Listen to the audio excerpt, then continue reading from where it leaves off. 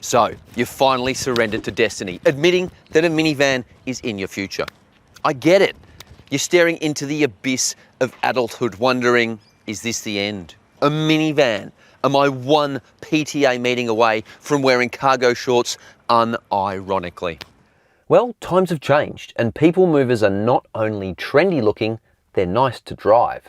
But none of them are cheap, so should you splurge on something like this Kia? And what's the deal with the hybrid engine? Well, we're about to find out as I clamber through all 3 seating rows, check out all the options. I'm going to sit in the boot, I'm going to drive it, and I'm going to give you all the info you need before making a purchase. So, let's get into it. We're testing the Kia Carnival Hybrid here, which is currently only available in the top spec GT line trim. You can also get it in diesel and petrol versions and in less fancy trim levels. And we've got lots of vids on those on our channel. Just enter the search term Carnival into the channel search up there. The big 8-seat bus has been the segment leader for years and absolutely dominates in terms of sales. The Carnival accounting for 8 out of 10 people mover sales in Australia. The next best-selling people mover is the 70s sci-fi Hyundai Staria, but it's still miles off the pace. Other rivals are far more expensive, such as the Lexus LM and Volkswagen Multivan. And there's a glut of super luxury Chinese people movers en route as well. This hybrid van is the most expensive Carnival Kia has ever sold at just over $76,000 before on-road costs. So you're looking at about $80,000 plus to get one of these on the road. But that price is actually fairly sharp given how much stuff you get in it, and also when you compare it to a number of other new fully electric minivans hitting the market. Kia has improved its reputation over the decades with a strong 7-year warranty backed up by capped price servicing costing around $500 per visit to the Kia dealer in this case, although the hybrid service intervals are 10,000 kilometres, unlike the pure petrol and diesel models which come with 15,000 kilometre gaps, and those two are also a fair bit cheaper to service. So, what do you reckon about the look? Let me know in the comments below, but me personally, I don't mind it. It's got a touch of machismo, a bit of I could tow something, but I probably won't because I'm only front-wheel drive. The LED headlights are super cool. Even the 19-inch alloy wheels are a bit special, but don't you dare call it a people mover or a minivan. Nope. According to Kia, this bad boy is a GUV, which stands for Grand Utility Vehicle. Pretty fancy, right? Because apparently rebranding makes everything cooler and more expensive. People movers aren't the rolling shame wagons they used to be. Remember the Toyota Tarago? Yeah, great car if your goal was to look like the unofficial Uber for your kids' soccer team. These days, people movers are less dorky parent-mobile and more, hey, I might be fun at barbecues. Progress, my friends, progress. This GUV is powered by a plugless petrol-electric hybrid powertrain. That means you get a teeny tiny turbo petrol engine that joins forces with a rather capable electric motor. The electric motor draws power from a small 1.5 kilowatt hour lithium ion battery that is recharged via the petrol engine or regenerative braking. And unlike Toyota plugless hybrids, there's no EV button, so you can't force it into EV mode. So essentially the car decides when to do petrol mode, EV mode or combined mode. But ultimately, it's pretty good at deciding when to do that, and it's all a very smooth process as well. Big, modern, and just a little bit fancy is how I would describe this interior. There's loads of room, there's plenty of storage, there's a lot of tech, and most of it's useful, and everything looks and feels pretty good. Granted, there's a few scratchy plastics here and here and here, but in general, the material quality is pretty good. Soft touch plastics here, synthetic leather on the doors and on the dashboard. And I like the piano black accents. There's a little bit of piano black and here and on the doors, but not too much. And the seats too, they're really good. The synthetic leather upholstery on all seats is rather luscious and soft, and the front seats are nicely shaped and comfortable across longer drives, thanks to supportive cushioning. You've got 8-way power adjustment for driver and passenger and 4-way power lumbar adjust for the driver, and together with good reach and rake adjustment on the steering wheel, it's easy to find a comfy seating position. Storage solutions are above average in this vehicle, which is good. You've got a huge central bin here, a little incidental storage area there for odds and sods, and these cup holders are massive. They're spring-loaded, and their large size comes as no surprise because this vehicle was developed for the American market in mind, and that market loves large drinks. And look at this, it even fits my 1 litre mega gulp, let alone the 750ml bottle. Then you've got incidental storage here with a nice rubberized mat, and you've also got the rubberized mat with the wireless phone charger, which is nice, it won't slip around too much. 2 USB-C ports, and they're pretty powerful. I don't know exactly what they are, maybe 30 watts or something like that, but I have plugged in my laptop USB-C to USB-C, and it charges it slowly, but it does it, which is cool. And then here you can switch between charging or connectivity. Plus you've got a 12-volt socket here, which is great, and one of the most beautifully engineered doors. That is just delightful.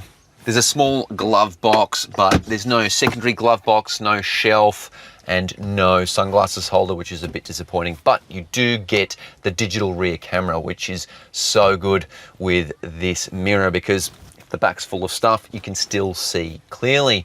Plus there's a bunch of controls up here for things like the sunroof, which is quite nice. I'm not a massive fan of the rotary gear shifter, which is specific to the GT line models.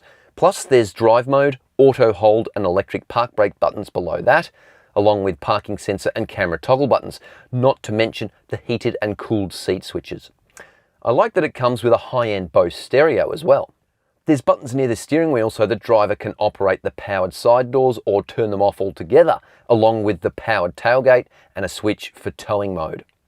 Tech levels are pretty good for a car that's not brand spanking new, like a lot of the Chinese challengers entering this people mover space at the moment. So you've got two 12.3-inch digital screens housed behind a single pane of glass. It looks really nice, and both have sharp visuals. They are crisp and clear and easy to look at, and have pretty intuitive interfaces as well.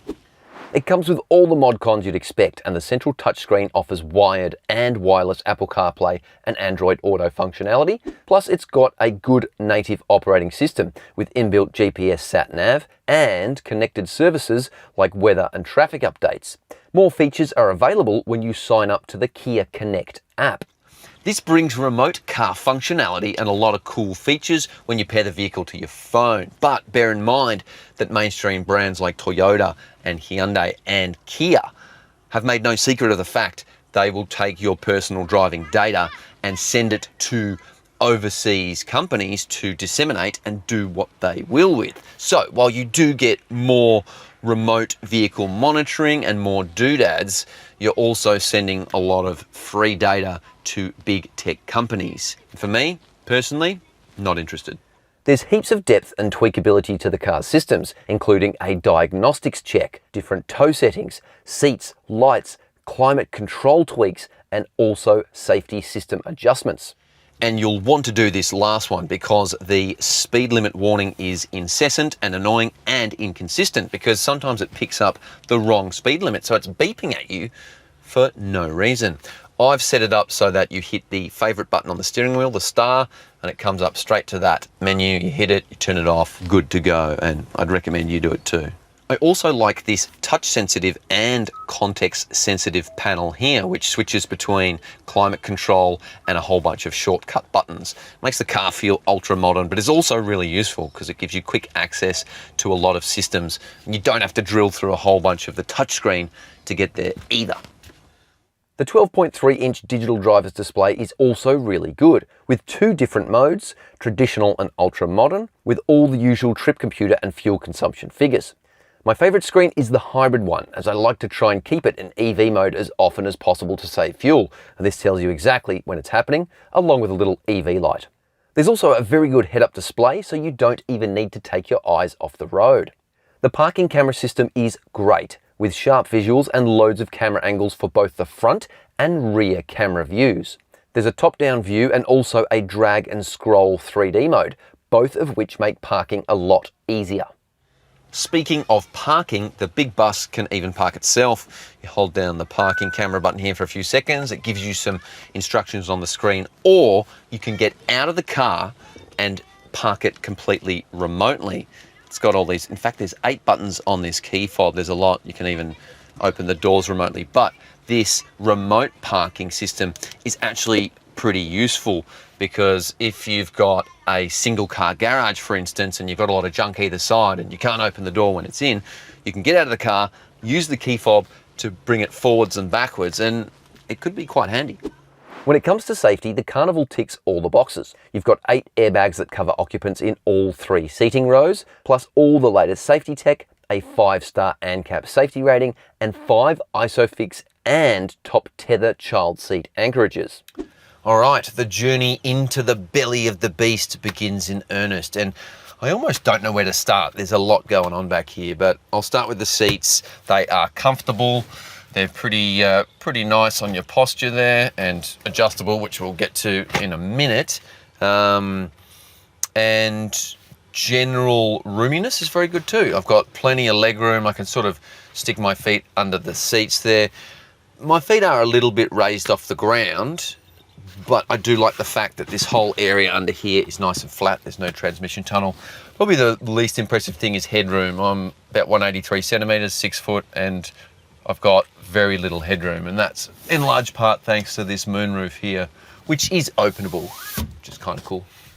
Amenity in this top spec GT line Carnival is next level. There's little buttons here to open and close the doors, or you can do it with the handles. You've got a 12-volt socket, cup holders, USB ports in the back of both seats, plus there's air vents in the ceiling with unique climate control zoning for the back seats as well, plus reading lights. But wait, there's more. You've got heated rear seats for these 2 outboard seats in case your tushy gets a bit cold in winter. Power operated windows. Look how big those windows are. They're awesome. Some people movers don't even get power operated or openable windows because they're kind of based on the van, so you can't open it. And the windows have the sun blinds as well, plus there's good storage. Each seat back has 2 separate pockets. There's a bag hook here, and you can adjust the passenger seat from back here. And the seats themselves are so modular that you could practically reassemble them into a brand new IKEA sofa. Don't believe me? Watch this.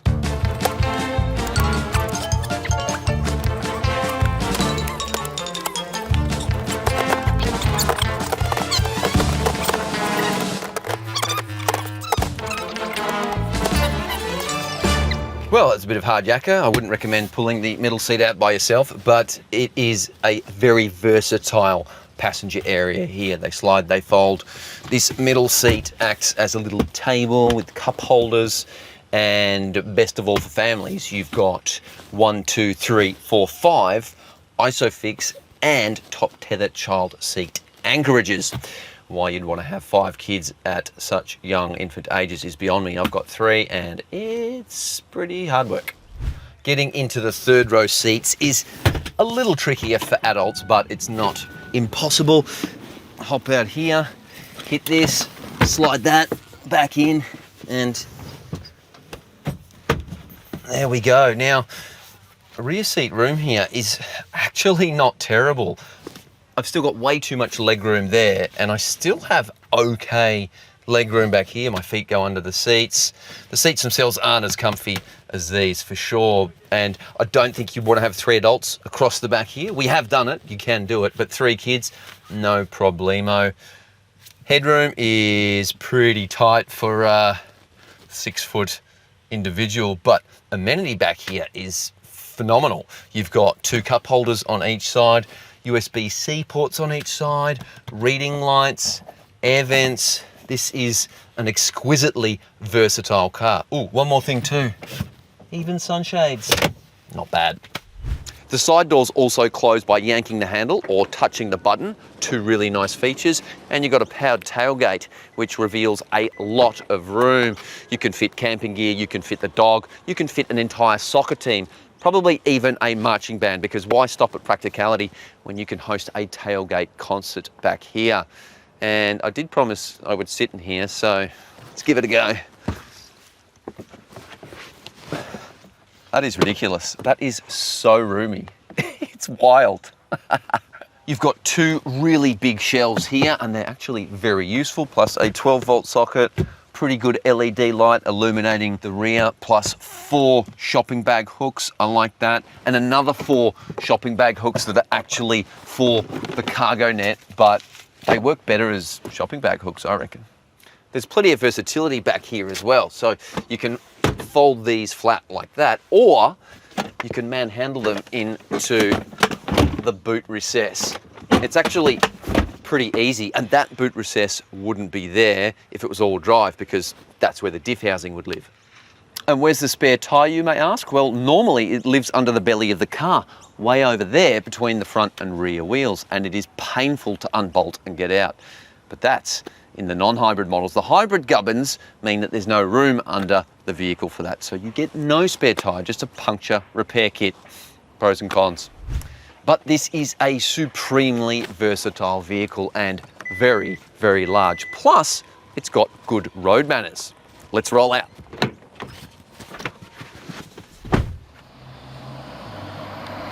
There's a reason why the Carnival is the dominant species in the people mover market. Well, actually, there's several reasons, but one of them is because, well, it drives very nicely. The hybrid powertrain is a known quantity, and it's a very good unit. It's fairly quiet, it transitions smoothly between electric and petrol modes, and best of all, it generates enough mumbo to shift the Carnival's chubby 2.3 tonne mass easily and swiftly. That said, if you plan on towing or carrying super heavy loads regularly, the diesel might be a better option. This hybrid powertrain is available in several other vehicles from both Hyundai and Kia, and I've tested it in a few other models, including the Santa Fe, and I quite like it. And unlike some plugless hybrid vehicles from other manufacturers, this one can operate at speeds of up to 100 kilometers an hour. Hyundai reckons 110 kilometers an hour, this thing will work in pure EV mode. Now, I haven't managed to get it quite that fast, about 80 kilometers an hour, but that's still pretty impressive. And what I like about this particular setup is that it can deliver very good fuel economy. And if you're not quite ready to jump into an EV to make that big leap, this is a great stepping stone. It sort of gets you used to what it's like to drive silently and what an electric motor feels like. Because the e-motor is integrated into the transmission, it means when you're in EV mode, it can still change gears and reach higher speeds. It would be nice if Kia offered this vehicle with all-wheel drive, because particularly in the wet, the front wheels handbrake traction and it does feel a bit sketchy here and there, but by and large, the system works quite well. Fuel consumption is claimed to be sub 6 litres, and while we didn't get it quite that low, we did manage to get a very impressive overall figure, especially considering the different types of driving and the different scenarios we put this vehicle through. In terms of how this vehicle feels when you turn, when you go, and when you stop, it's 2 thumbs up from me. I mean, I'm cruising along here, and when an idiot jumps out of his driveway without looking and I have to slam on the brakes, and when I'm going through roundabouts, it doesn't feel like a big 2.3 tonne whale. This hybrid Carnival offers an impressive driving experience. Despite the fact there's more than 4 metres of vehicle behind you, you wouldn't know it. It feels more like a mid-size SUV. You just point and shoot. This is chiefly due to the suspension changes Kia Australia has made on the vehicle, which since the facelift have gained improved rear suspension and updated steering, which make it feel a little bit less wallowy in the rear, especially when fully loaded with people and their belongings. In its natural habitat, you know, the suburbs and exurbs, the Carnival feels planted and predictable. The steering is light, the turning circle is not offensively large, and working its way through busy car parks and shopping centres is surprisingly easy thanks to all those sensors and cameras dotted around the vehicle. It's a remarkably refined vehicle too, with very good ride comfort that means you won't feel all the lumps and crags in the road. The chunky tyres fitted to the big 19-inch alloy wheels help with ride quality, and it's not too noisy either, with road and wind noise never becoming intrusive. Visibility is generally pretty good, except for head checking. and that's because it's such a long bus and there are a lot of pillars back there, but it has a secret weapon. Flick on the indicators and you get a live video feed from little cameras on either side of the car, which basically remove that blind spot for you. And it's really handy on the freeway and when changing lanes and things like that, because it is a long vehicle and sometimes it's hard to judge just how big a gap you need. Overall, the Carnival GT line with its petrol-electric hybrid powertrain exceeds expectation and drives far better than it really needs to. That it dominates the people mover market is no surprise. It's generously equipped, it's huge inside, very versatile, and most of all, it's easy to use. Granted, this is not the cheapest Kia Carnival to buy or service, and for roughly 50 grand, you could get the turbo diesel or petrol V6 version. But if your budget allows, skip those and get the hybrid, because it's perfect for urban and city battles and is worth the extra coin.